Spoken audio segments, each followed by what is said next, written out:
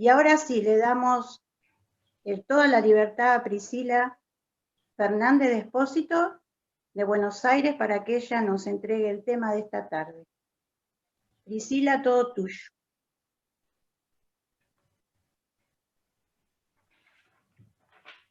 Hola a todas, ¿cómo están? Ahí está, ¿me escuchan? ¿Cómo están? Buenas tardes a todas. Una alegría estar juntas otra vez. No sé si algunas ya estuvieron la vez anterior que nos juntamos, pero bueno, para mí es una alegría estar nuevamente con ustedes y encantada a las que no conozco. Vamos a tratar esta tarde un tema difícil, un tema doloroso, pero muy necesario. ¿Nos estamos viendo y nos estamos escuchando bien? Sí, sí, muy bien. Sí. Bueno, perfecto. Entonces decíamos que el tema que vamos a tratar hoy es abuso sexual infantil. Y le hemos puesto como título Secretos bien guardados, porque como vamos a ir viendo a lo largo de la charla, es uno de los secretos que mejor y por más tiempo y a veces durante toda la vida se lleva a guardar. Que estuvieron la vez pasada, y si no hacemos un repasito, estuvimos viendo algunas formas de violencia familiar. La vez entre el hombre y la mujer. Y dijimos que otra forma de violencia familiar es el maltrato infantil. Tema para otra charla, ¿sí? Formas activas, en que los chicos son maltratados por descuidarlos. Una de las formas más crueles y que más secuelas deja del maltrato infantil es esta que vamos a ver hoy. Es el abuso sexual infantil, que a veces se denomina como ASI, una sigla con la primera letra de cada palabra. Abuso sexual infantil. Yo les voy a pedir que ustedes ahora miren en la pantalla al lado del título. ¿Qué podrían decirme que se ve allí? Se corta el sonido. Es el mismo rostro. ¿Qué tiene ese rostro reflejado? ¿Se corta el sonido? Sí, yo no escuché, pensé que era mi internet. A ver. Ahora ya volvió. Sí, se ¿Ahí se escucha? Ahora sí. Ahora sí, perfecto. Graciela, ¿querés tener una oración para que podamos estar conectadas y poder escuchar este mensaje? Bueno, oremos.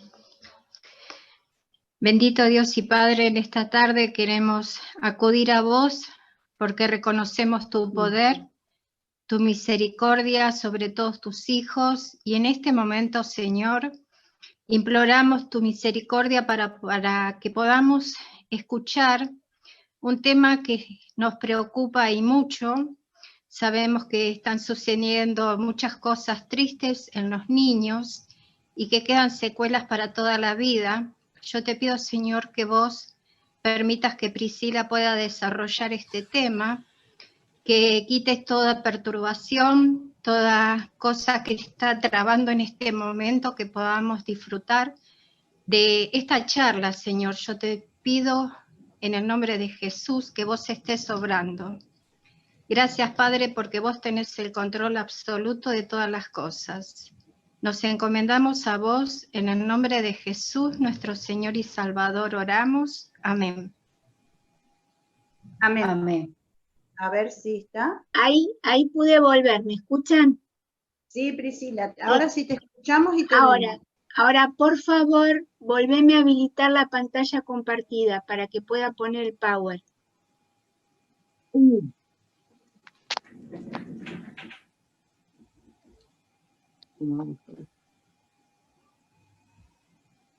Eso lo tenés que hacer, Nancy, vos. ¿Cómo hago?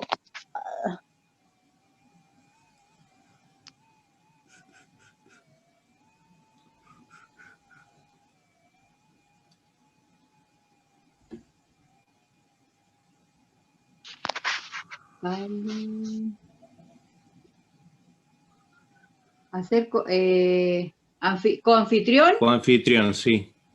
Sí. A Priscila. Ahí está. Ahí está. Ahí está. Oh, gracias, tío. Estamos aprendiendo.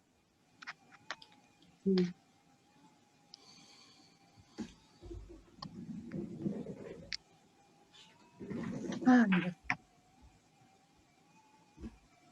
¿Lo ven ahora? ¿Lo están viendo? Sí, lo Priscila, vemos sí. bien. Bien. Bueno, También disculpen, estamos. pero se había caído la conexión.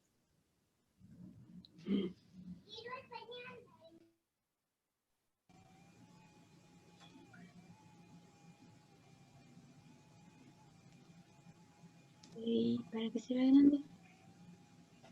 Ahí está. Ahora sí. Hagan así. ¿Sí? Sí, sí, sí. Bien. Bueno, gracias a Dios. Se había caído todo. Gracias. Bueno, decíamos entonces que el abuso sexual infantil dentro del maltrato infantil es una de las más graves, de las más crueles y de la que más secuelas deja en quienes las padecen. Yo les pedía, no sé si me llegaron a escuchar, que ustedes se fijaran en esta imagen que está en esta vista. Si nos fijamos bien, vemos una persona que está viendo su cara reflejada, pongámosle en un espejo. ¿Y qué es lo que está viendo? ¿Cómo está la imagen de ese rostro? ¿Qué tiene? Tiene marcas, está fragmentada, está como rota. Y eso es justamente lo que hace el abuso sexual con una persona. La fragmenta, la rompe, la parte. Imagínense que si nosotros agarramos una foto de nuestro rostro, de nuestra persona, y la rompemos en pedazos. Después pegamos la foto, quizá podamos volver a armar el rostro, como este que estamos viendo, pero no va a ser el mismo. Va a quedar con marcas, con cicatrices. Va a estar fragmentado. Bueno, eso así de grave son las consecuencias del abuso sexual infantil en una persona que lo padece. ¿Qué es el abuso sexual infantil? ¿De qué hablamos cuando hablamos de abuso sexual infantil? Se considera abuso sexual a toda actividad sexual que un adulto le impone a un niño, una niña, y acá hago la aclaración porque muchas veces pensamos que solamente las nenas sufren abuso, y si bien es una inmensa mayoría, las víctimas son nenas, hay varones que también sufren abuso sexual infantil. Entonces, esto de actividad sexual que un adulto le impone a un nene, una nena o a un adolescente, obviamente contra la voluntad de este, está impuesta. Se considera abuso a cualquier contacto o interacción entre un niño y un adulto en el que el niño está siendo usado por ese adulto para su placer sexual, o sea, para el placer del adulto, no del niño. El niño está siendo usado para gratificar, para que el adulto tenga placer sexual, y no solo placer sexual, sino el placer de la dominación, del poder sobre ese niño al que no considera como una persona, sino como un objeto. Ahora, es importante que tengamos en cuenta que abuso sexual no siempre es sinónimo de penetración genital. No es necesario que haya penetración para que el abuso se concrete, se perpetúe. El abuso sexual incluye una amplia gama de actividades sexuales que pueden ser con y sin contacto físico. Roces, manoseos, exhibición a pornografía, obligarlo a ver desnuda a otra persona. Bueno, hay una amplia gama de cosas que siempre tienen, como volvemos a ver acá, como único fin gratificar o satisfacer las necesidades sexuales del abusador. La gran mayoría de los niños abusados sexualmente, por no decir todos, lo son dentro del ámbito del hogar. Y acá vamos a hacer una pausita para hacer una diferenciación. ¿Es lo mismo violación que abuso?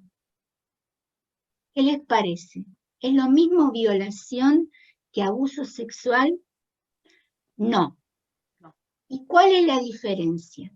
Una violación es un hecho, un episodio aislado que sucede por única vez a manos de un desconocido. El atacante, el ofensor, el violador es un desconocido para la víctima y que lo hace usando la fuerza. Eso es una violación. En cambio, el abuso sexual infantil se da dentro del ámbito del hogar por parte de familiares o conocidos muy cercanos de la familia. Y acá viene la parte más cruel del abuso. ¿Por qué? Porque el hogar es el lugar donde yo debería sentirme cuidada, protegida, donde debería estar todo lo que represente lo que necesito. Y esas personas que debieran ser las que me cuidan, las que me protegen, las que me ayudan a crecer, son las que abusan de mí. Entonces, esto genera en el chico que padece el abuso una confusión terrible. Ese lugar que debería ser de protección es un lugar de peligro continuo, porque el chico nunca sabe cuándo va a pasar, cuándo se va a repetir. Y aquellas personas que me deberían cuidar, o aquella persona que es la que debería cuidarme, es la que está abusando de mí. Ahora, es importante que tengamos que el abusador, como dijimos antes, no usa la fuerza física. No es como el violador, no usa la fuerza física. Logra el abuso a través de la seducción y la confianza que el niño tiene en él. Es decir, que el abusador se toma su tiempo, ¿sí? Y va preparando lentamente a la víctima. Primero, elige a la víctima, ¿sí? En un hogar donde hay varios chicos, donde hay varios hermanos, el abusador va a ir estudiando, a ver a quién.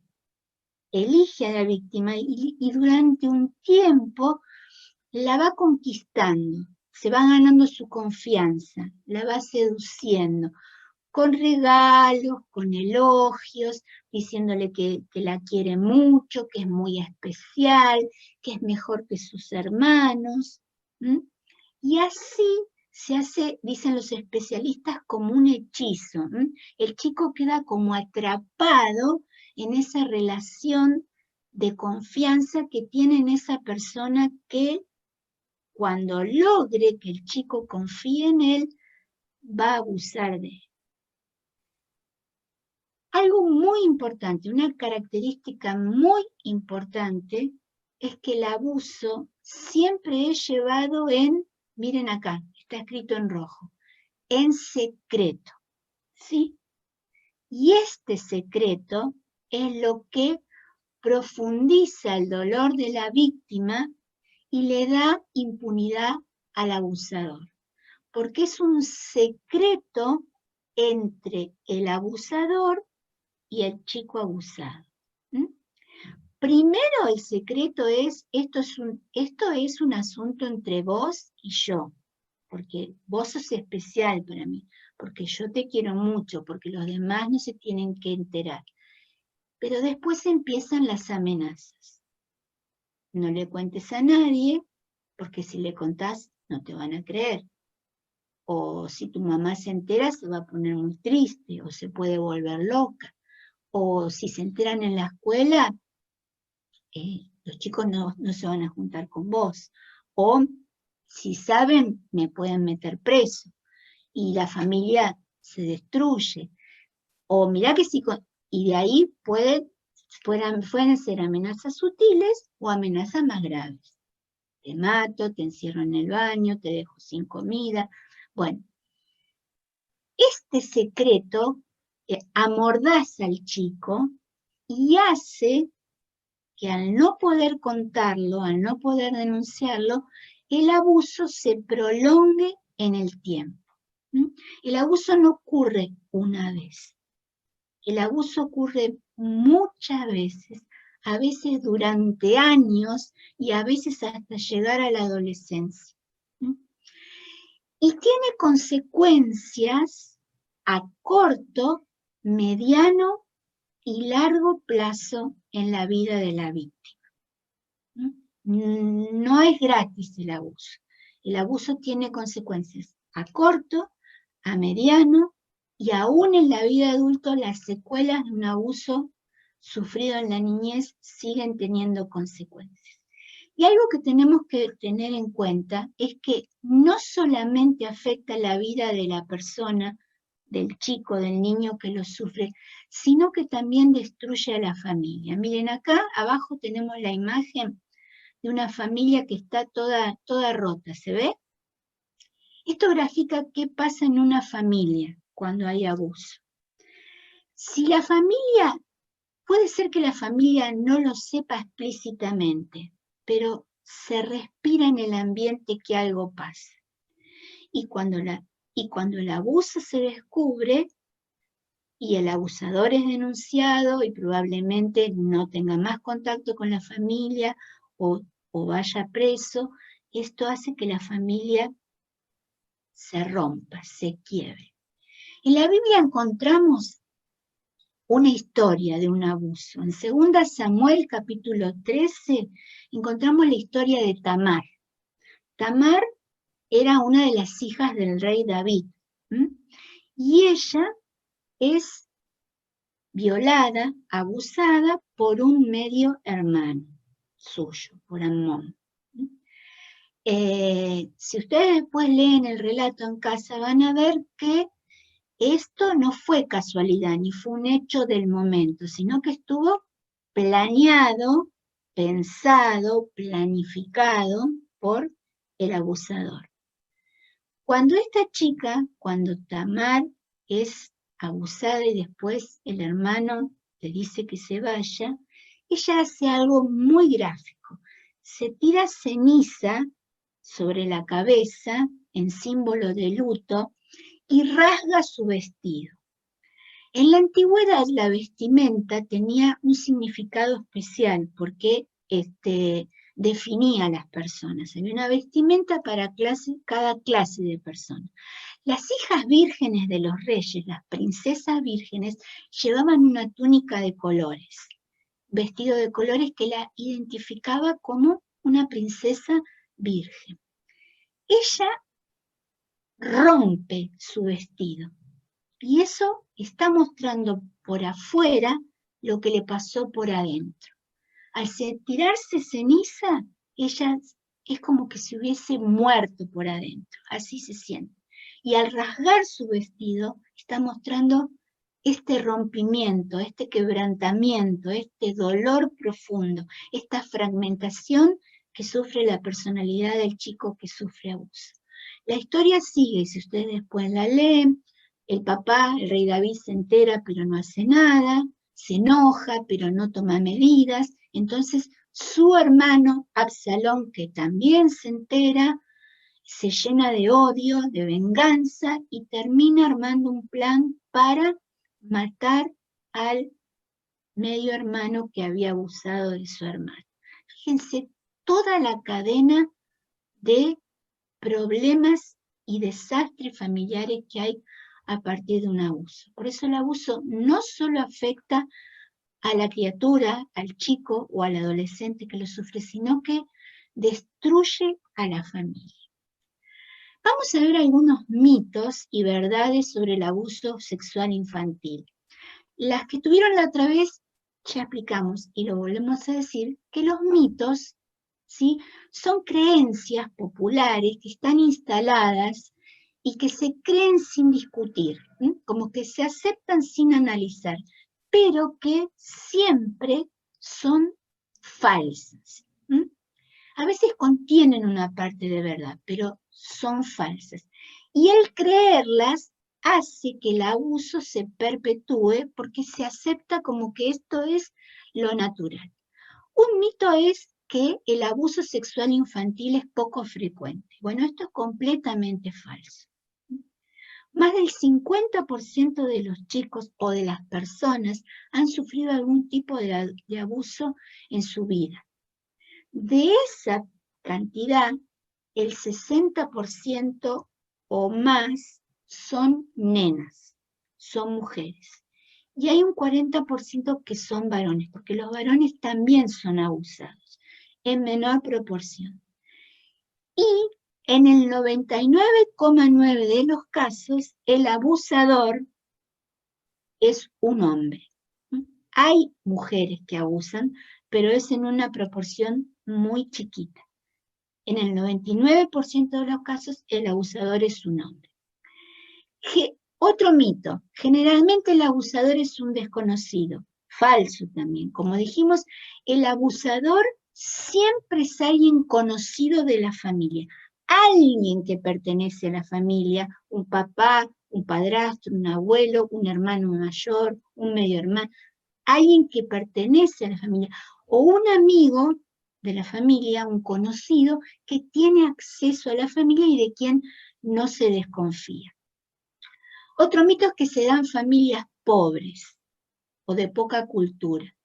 Falso completamente. El abuso sexual se da en todas las clases sociales, ¿no? Y en todas las clases de nivel cultural y en todas las clases económicas y aún espirituales, porque como vamos a ver después, lamentablemente también ocurre en familias cristianas.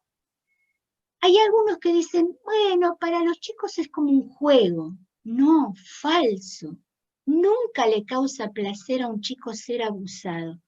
Aunque no pueda entender completamente qué está pasando por su corta edad y por esta confusión, él sabe, la nena o el nene saben que algo malo está pasando, que los hace sentirse diferentes, que les hace sentir vergüenza, culpa.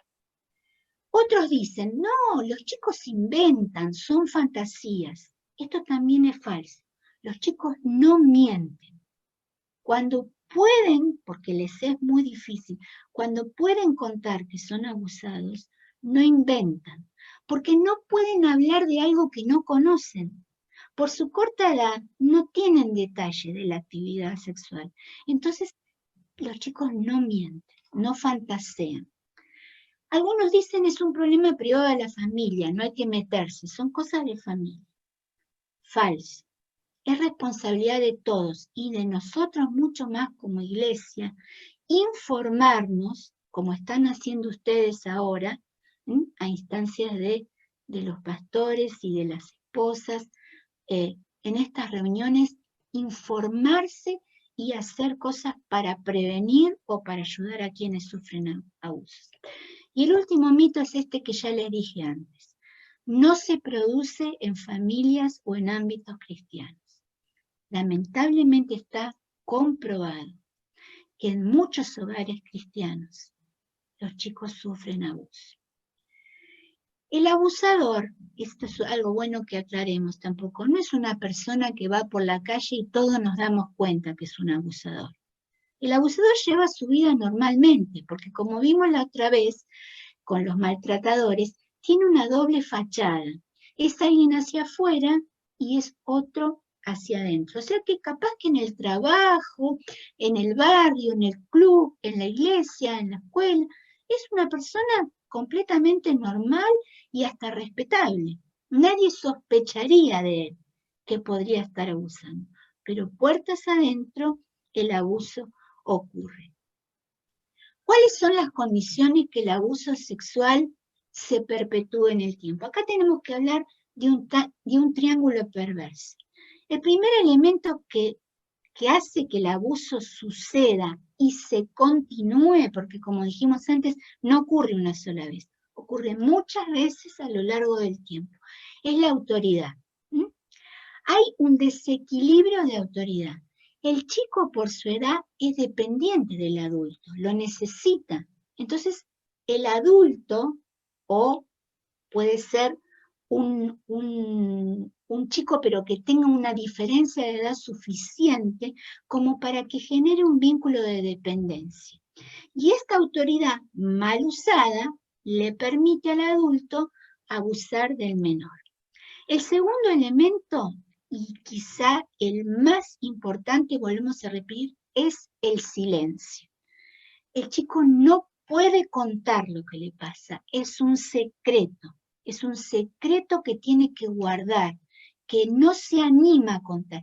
Y a veces, si se anima a contar, se choca contra la indiferencia, o con que no le crean, o con que duden de su relato. Entonces esto lo hace doblemente víctima, ¿sí? Y hasta a veces hace que se retracta y diga, no, me pareció, lo soñé, mentí, pero ¿por qué es tanto el miedo que tiene a que se cumplan las amenazas del abusador que entonces se echa para atrás? Y el tercer elemento es la indefensión. Este abuso retirado hace que la criatura, que el niño tenga cada vez menos posibilidades de defenderse. Sabe que algo malo está pasando y está en un estado de alerta permanente porque no sabe en qué momento va a volver a pasar. Tiene miedo de quedarse solo, tiene miedo de ciertos lugares, pero no puede defenderse. Está en un estado de alerta que lo agota, pero no encuentra la forma de defenderse. Y cada vez se vuelve más indefenso porque el abuso lo destruye emocionalmente. ¿Cuáles son las consecuencias a corto plazo? Estas consecuencias a corto plazo son indicadores que si nosotros como adultos los podemos ver en los chicos, podemos ayudarlos, podemos darnos cuenta que algo está pasando. Un chico que sufre abuso tiene consecuencias físicas, tiene pesadillas, tiene problemas para dormir, para conciliar el sueño, se despierta de golpe o duerme demasiado porque no se quiere despertar. A veces tiene cambios en la comida, o deja de comer o come demasiado. Muchas veces en los nenes más chiquitos hay pérdida de control de esfínteres, algo que habían logrado y vuelven para atrás. Se quejan a veces de dolores en la zona anal, en la zona genital. En las nenas son frecuentes las infecciones urinarias. Bueno, hay consecuencias físicas. Hay consecuencias también en la conducta. Baja el rendimiento académico. Generalmente los chicos que sufren abuso tienen una baja en el rendimiento escolar. ¿Por qué? Porque no se pueden concentrar. Porque esto que les está pasando les ocupa su cabecita todo el tiempo. Y entonces tienen dificultades para aprender. O a veces se van al otro extremo y tienen una necesidad exagerada de que les vaya bien, para que en algo les vaya bien y para menguar el dolor que les produce el abuso. Estos chicos a veces tienen accesos de llanto repentino y sin ningún motivo aparente, sin nada que lo justifique. Algunos se vuelven hiperactivos, están constantemente en actividad o están irritables, ¿sí? Y llegado a la adolescencia, si esto no se descubrió y se cortó, muchas veces lo lleva a refugiarse para olvidarse un poco en el consumo de alcohol y de drogas. También tiene consecuencias emocionales. El abuso es una de las problemáticas que más vergüenza y más culpa ocasiona en el abusado, en la víctima, que en el victimario. En vez de sentirse culpable el abusador y darle vergüenza a lo que hace, no. Eso lo traslada al chico que abusa.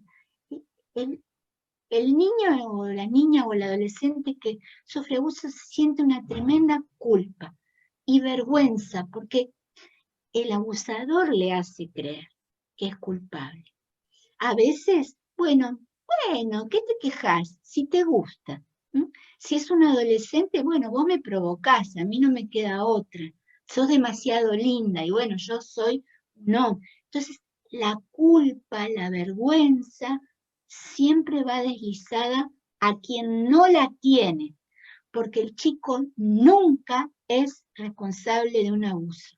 La responsabilidad siempre es del abusador. Y mucho miedo. Miedo a que esto vuelva a suceder. Hay aislamiento, a veces hay depresión, la autoestima se vuelve cada vez más baja y hay un rechazo hacia el propio cuerpo, porque hay algo que los hace sentirse como sucios, como diferentes, como que algo no está bien. Hay consecuencias también a nivel sexual.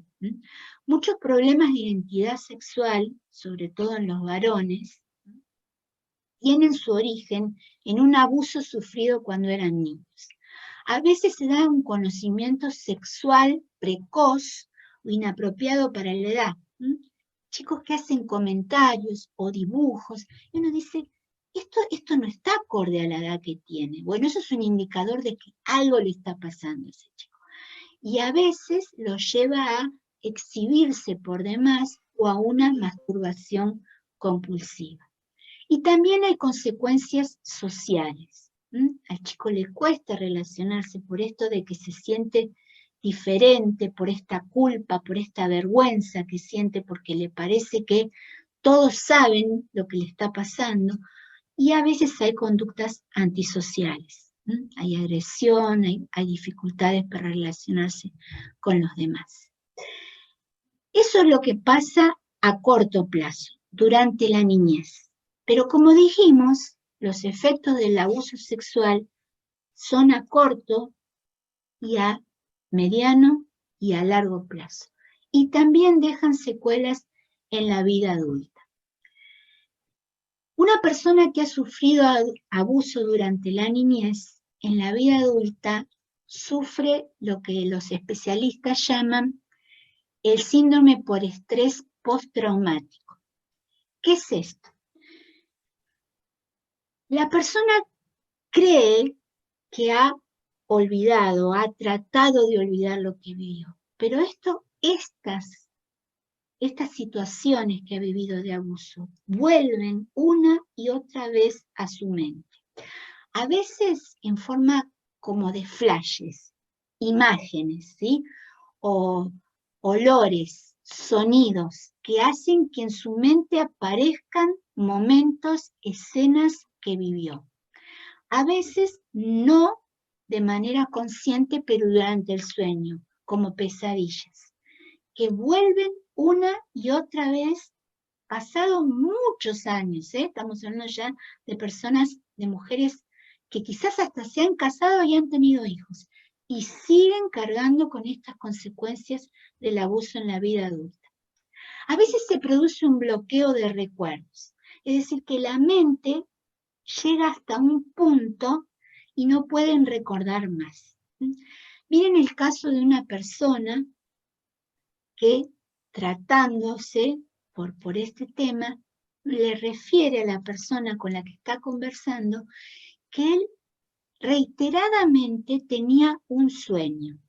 Soñaba que recorría la casa y llegaba a una habitación y esa habitación estaba cerrada. No se podía abrir. Y ahí el sueño se cortaba. ¿Y qué pasaba? Ahí el recuerdo se había bloqueado, porque en esa habitación que no podía abrir, era donde había sido abusado de chico. Terrible, ¿no? Terrible. Los recuerdos que la persona cree que ya no están, vuelven una y otra vez. La autoestima queda destruida. Hay inseguridad, hay sentimientos de autodestrucción, hay un profundo sentido de culpa y de indignidad, de sentirse menos, de sentir que algo habré hecho para que me pase esto. ¿Qué tendría que haber hecho? ¿Podría haber hecho para evitarlo? Bueno, un montón de preguntas. Soledad, depresión, ansiedad, confusión. Una confusión terrible, no poder entender que esa persona que debería haberme cuidado abusó de mí. Y temores de todo tipo. Dificultades en las relaciones interpersonales, porque a veces la persona abusada tiene tanto miedo de que la vuelvan a estafar que vive desconfiando de todo el mundo. Y a veces mamás que han sido abusadas de pequeñas, de niñas, le transmiten este miedo a sus hijas y a sus hijos, que desconfíen de todo el mundo. También otra de las consecuencias son disfunciones sexuales. Hay muchas personas que se casan, que hasta tienen hijos, pero tienen problemas en la relación sexual. No logran completarla, no logran disfrutarla, porque estos recuerdos, estas cicatrices que ha dejado el abuso, que no han sido sanados, interfieren en la vida adulta. Hay una incapacidad de protegerse. Como decíamos antes, esta indefensión hace que la persona esté propensa a sufrir nuevos abusos. A veces escuchamos la historia de mujeres que fueron abusadas por un papá, por un abuelo, por un padrastro, y logran escaparse, irse de esa casa donde eran abusadas y se van a vivir a la casa de un tío, de otro familiar, y son abusadas por un primo o por un tío, porque el abuso se repite, porque al no haber sido restaurado, sanado, la víctima queda indefensa. Así como el abusador cambia de figura, porque si un abusador es descubierto, no es que no lo va a hacer más. No lo va a hacer más con esa víctima, pero va a buscar otra víctima. Bueno, a la víctima le pasa lo mismo. Probablemente, si logra zafar, digamos, de esta persona, caiga como víctima de otra. A veces hay conductas compulsivas, en la alimentación o, como dijimos antes, hacia el alcohol o las drogas.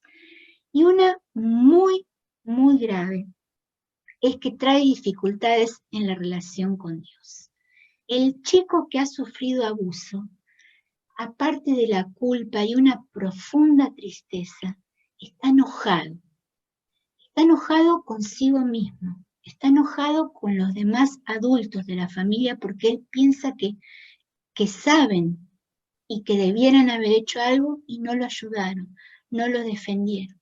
Y entonces está lleno de preguntas. ¿Y por qué me pasó a mí? ¿Y por qué no a los demás? ¿Y por qué? Entonces entra el conflicto en la relación con Dios.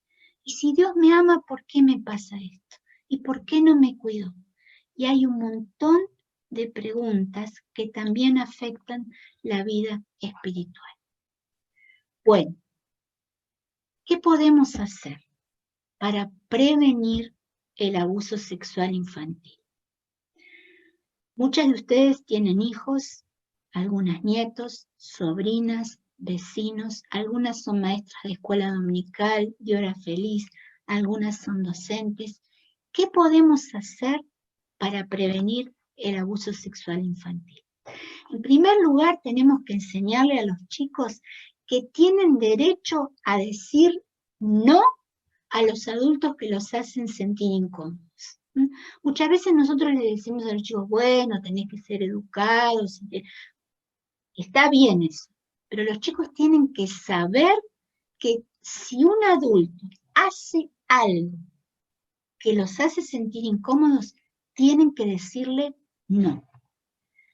No tenemos que dejarlos en compañías de personas de quienes se sospecha que pueden ser abusadores. A veces los chicos quedan mucho tiempo, la mamá se va a trabajar, porque bueno, se tiene que ir, o están haciendo otras cosas, y quedan mucho tiempo en compañías de personas. Cuidado. Nunca tienen que quedar en compañía de personas de quienes sospechamos pueden abusarles. Tenemos que enseñarles la diferencia entre lo que son los secretos buenos, por ejemplo, si vamos a hacer un regalo, si estamos armando una sorpresa, hay que saber guardar el secreto. Pero hay secretos malos. Si estamos callando cosas que nos hacen mal o nos ponen incómodos, esos secretos no hay que guardarlos, hay que contarlos. Hay que enseñarles también que el cuerpo les pertenece y que sus partes íntimas también les pertenecen y que nadie tiene derecho a tocar esas partes ni a pedir que los toquen, porque muchas veces el abuso consiste también en que el adulto obliga al niño a tocar. Bueno, esas partes del cuerpo nadie tiene derecho a tocarlas ni a ser tocadas. Hay que enseñarles que hay adultos que pueden parecer agradables, pero cometen actos inapropiados. Y sobre todo, asegurarles que ellos, los chicos, no son culpables ni responsables de las acciones de los adultos y que no deben quedarse solos con su dolor. Si les pasó algo malo, tienen que animarse a romper el silencio que los está encarcelando y a contar lo que les pasó. ¿Qué podemos hacer nosotros como iglesia? ¿Cómo podemos abordar y ayudar pastoralmente? De nuevo, maestros de escuela dominical, de hora feliz, de adolescentes, líderes de jóvenes, ancianos, las esposas encargadas de las reuniones femeninas. ¿Qué podemos hacer como iglesia ante un caso de abuso sexual infantil? Bueno, en primer lugar, tenemos que enseñar con el respaldo de nuestras propias actitudes que la violencia no debe ser admitida en ninguna de sus formas. El maltrato no tiene que ser admitido. No es la voluntad de Dios que haya maltrato. En segundo lugar, tenemos que ser sensibles como adultas, como adultos, a las expresiones y señales que puedan dar los niños. Muchas veces los chicos no pueden hablar, no pueden poner en palabras lo que les pasa, pero nos lo dicen de otra manera. Nos lo dicen a través de dibujos, a través del juego, a través de estos indicadores que vimos antes. Y si nosotros vemos alguna de esas cosas que nos hacen sospechar que este chico podría ser víctima de abuso, tenemos que estar muy atentos, porque probablemente ese chico nos lo esté diciendo de la forma en que puede.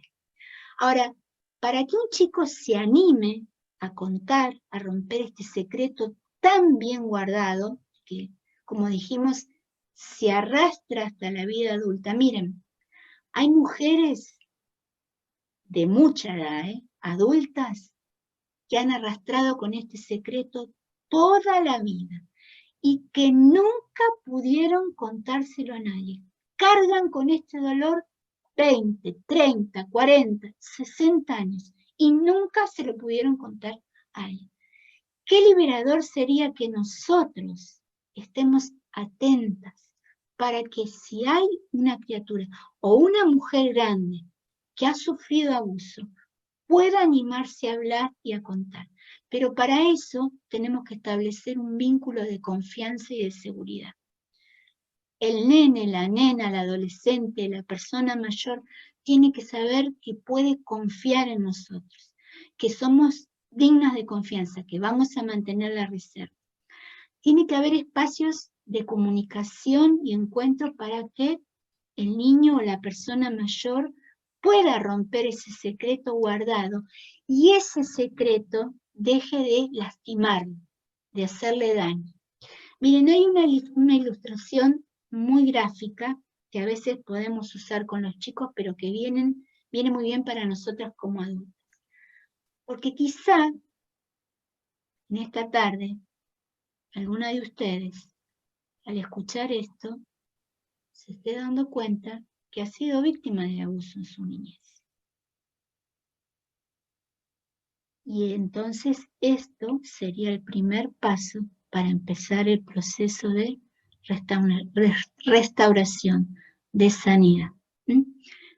Vamos a imaginarnos un cofre que está lleno de cosas lindas, pero que tiene una parte abajo, una parte secreta abajo, donde hay una naranja en mal estado, una naranja podrida. ¿Qué va a pasar? Esta naranja, que está en mal estado, escondida en la parte de abajo del cofre, va a largar mal olor y va a contaminar, va a ensuciar, va a manchar a las cosas lindas que están guardadas arriba. Hasta que nosotros no saquemos la naranja en mal estado, esas cosas buenas van a seguir estando sucias, manchadas, contaminadas, y se van a ensuciar, a lastimar. Eso pasa cuando la persona que sufrió abuso puede romper el secreto, puede sacar eso que está ahí abajo dando mal olor, contaminándola, haciéndole doler. Entonces es muy importante que la persona, el niño que sufrió abuso, pueda contar lo que le pasó. En el caso de que un nene, una nena, un adolescente, un joven, una persona mayor, se anime a hablar y nos cuente que fue abusada, que es una de las cosas, miren, más difícil de escuchar es el relato de alguien que fue abusado, porque son años de dolor que se rompen al poder contar. Tenemos que escucharla con respeto y creerle siempre, nunca mostrar desconfianza, sea un niño o sea una persona mayor. Tenemos que cuidar nuestra reacción. ¿Por qué? Porque muchas veces cuando nosotros escuchamos el relato de alguien que fue abusado, esto nos produce angustia a nosotros, nos produce rechazo, nos enoja, nos da impotencia, nos da disgusto. Y si esta reacción se la mostramos a un niño que toma las cosas literal, piensa que el enojo, el disgusto, el asco, esta sensación de desagrado que nos produce lo que estamos escuchando, es responsabilidad de él. Y lo pone peor todavía. En vez de ayudarlo, lo estamos haciendo sentir peor. Es importante que oremos con la persona que nos está confiando este secreto tan bien guardado tal vez durante años. Y que le demos la tranquilidad, la certeza de que no es la voluntad de Dios, que Dios no quiere esto, que quiere que haya esperanza para su vida.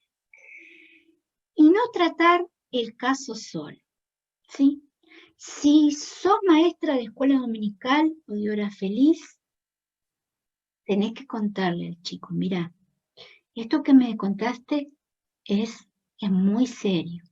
Sería bueno que la persona, el director de la escuela dominical, o los ancianos, o los pastores, o la esposa de uno de los pastores, sepa lo que está pasando, para poder orar en primer lugar, para poder ayudarlo, y para poder contactar a este niño o persona adulta con ayuda profesional cristiana especializada en la problemática.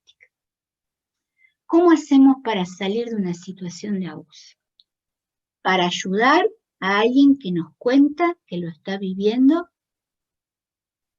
o para salir nosotras si hemos sido víctimas de abuso.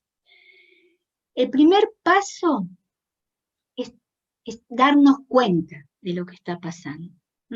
Esto que están haciendo ustedes ahora, informarse, saber que esto pasa. Si seguimos negándolo o haciendo como que no pasa, no hay forma de salir. Hay que tomar conciencia. En segundo lugar, hay que buscar ayuda, contarlo a una persona de confianza. De vuelta, siempre en la iglesia hay personas de confianza, con madurez espiritual, con quien hablar. Contarlo y buscar ayuda. Porque Dios puede sanar las heridas del pasado. A veces va a hacer falta ayuda de un profesional, porque las heridas son más profundas. Cuanto más cercano sea el vínculo que hay entre el abusador y el abusado, y cuanto más largo haya sido en el tiempo, más profundas son las secuelas y las cicatrices que el abuso deja. El Señor Jesús dijo que conoceríamos la verdad y la verdad nos iba a hacer libres.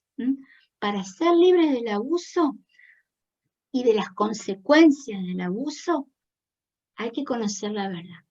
Ahora ustedes tienen información que quizás hasta ahora no tenían o que se les amplió.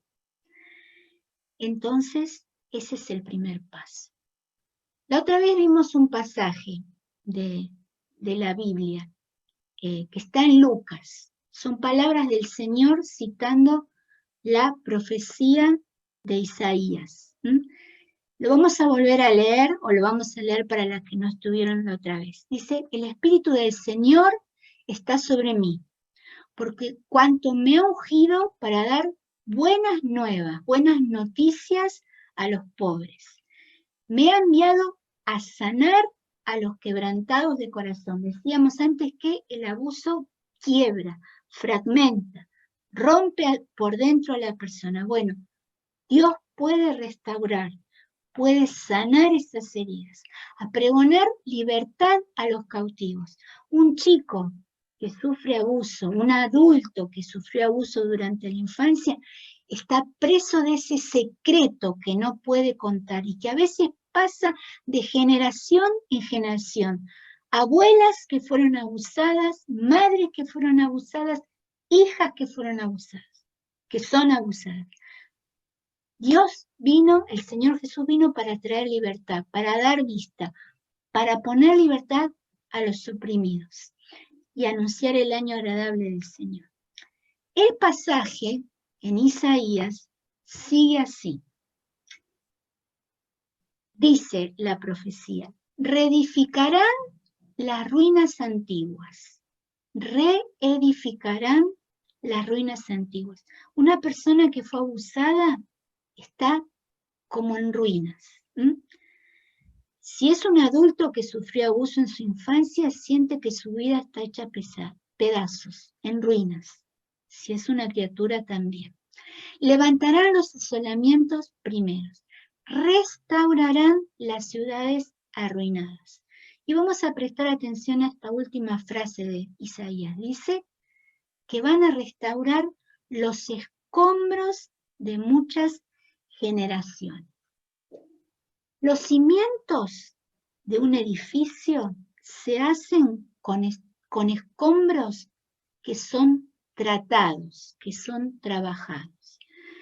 No se puede construir sobre escombros sueltos porque el edificio se viene abajo, los escombros se mueven y no pueden sostener nada. Igual pasa con nuestra vida emocional. Si la vida está hecha pedazos por un abuso, si solo hay escombros y no los trabajamos, no podemos edificar de acá para adelante. El Señor vino a darnos una vida nueva y abundante, pero para eso, además de recibir la salvación, hay que trabajar con las heridas del pasado. Si trabajamos, el Señor es capaz, porque lo prometió, de vendar las heridas, de sanarlas y de curarlas. Y entonces, esto que quizás vino de muchas generaciones atrás, no se va a repetir en las generaciones futuras. Dios quiera que después de esta charla ustedes sean agentes de bendición, de prevención con cualquier chico que esté en contacto con ustedes, sea de la propia familia biológica, de la familia espiritual, de un vecino, de un amigo, de un conocido, de un compañero de trabajo, de los chicos que vienen a la iglesia y que tal vez las familias no son cristianas, de hijos de familias cristianas. Prevención, ayuda. Y que también, repito, si alguna de ustedes en esta tarde se da cuenta que está cargando con un secreto bien guardado desde que era niña, puede animarse a romper el silencio, a pedir ayuda, sabiendo que la voluntad de Dios es restaurar, sanar y dar una vida plena. Que Dios las bendiga y muchas gracias por la invitación. Bueno, gracias Priscila por estar con nosotros. Realmente siempre hablas a nuestro corazón. Que el Señor te bendiga. Gracias a todas las que estuvieron en YouTube, gracias a todas las que estuvieron en Zoom. Espero que les haya gustado y que, bueno, la próxima nos encontramos nosotras todas el jueves que viene. La que quiera sumarse, no hay problema. Estamos abiertas a toda la que quiera acompañarnos todos los jueves a las 18 horas por Zoom y por YouTube. Vamos a terminar con una palabra de oración. Le voy a pedir que no sé a quiénes tengo. Le voy a pedir a la que veo acá cerquita, es Marilú. Marilú, ¿querés despedirnos con una oración, por favor? Sí, cómo no. Oremos. Bueno. Querido Dios, te damos gracias por tenerte en nuestras vidas, por haberte conocido, y te damos gracias por la oportunidad que nos das de juntarnos y aprender más sobre la vida, sobre cosas, Señor, que vos nos querés preparar para poder trabajar para tu reino. Señor, gracias por toda esta información que recibimos en el día de hoy. Y por favor, Señor, ten misericordia de nosotros para que podamos ser agentes de prevención para aquellas personas que están a nuestro alrededor y que necesitan ayuda. Gracias, Señor, porque vos tenés poder. Gracias, Señor, porque en vos encontramos la libertad. En vos, Señor, está la restauración. En vos, Señor, está la vida. Vivimos en un mundo difícil, en un mundo corrompido, en un mundo lleno de maldad. Pero te tenemos a vos, Señor. Y te damos gracias porque ante estas cosas que pasan en la vida, sabemos a quién podemos recurrir.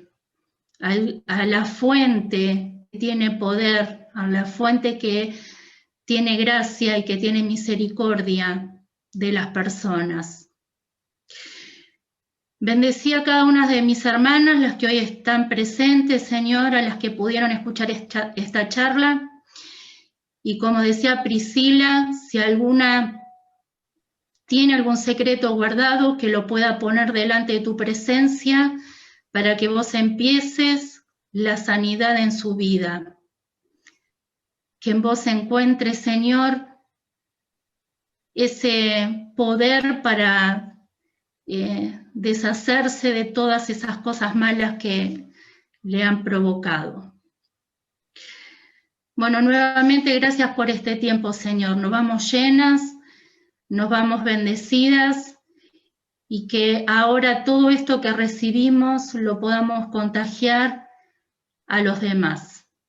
Muchas gracias por este tiempo. Seguí usando la Priscila, Señor, en este ministerio para que muchas más personas puedan conocer de este tema. Gracias por este tiempo, en el nombre del Señor Jesús. Amén. Amén. Amén. Gracias, Marilú. Bueno, nos saludamos a las de YouTube. Gracias por estar.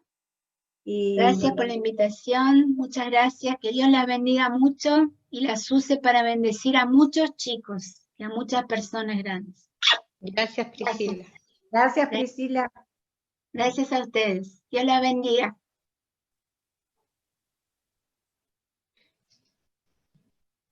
Un gusto verte, Nadia.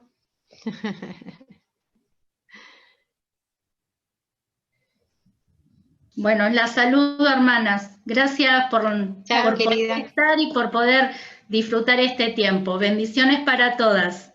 Chao, Gracias. bendiciones. Gracias por la invitación. Estamos muy llenos de ese tema hoy. Gracias. Chao, Vale. Chao, Priscila. Chao, Vero.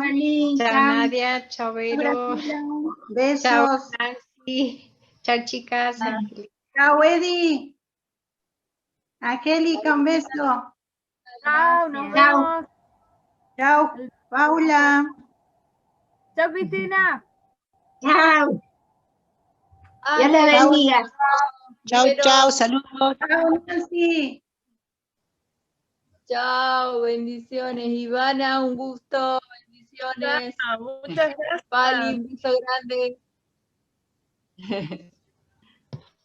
Chao. Nos estamos hablando, Vero.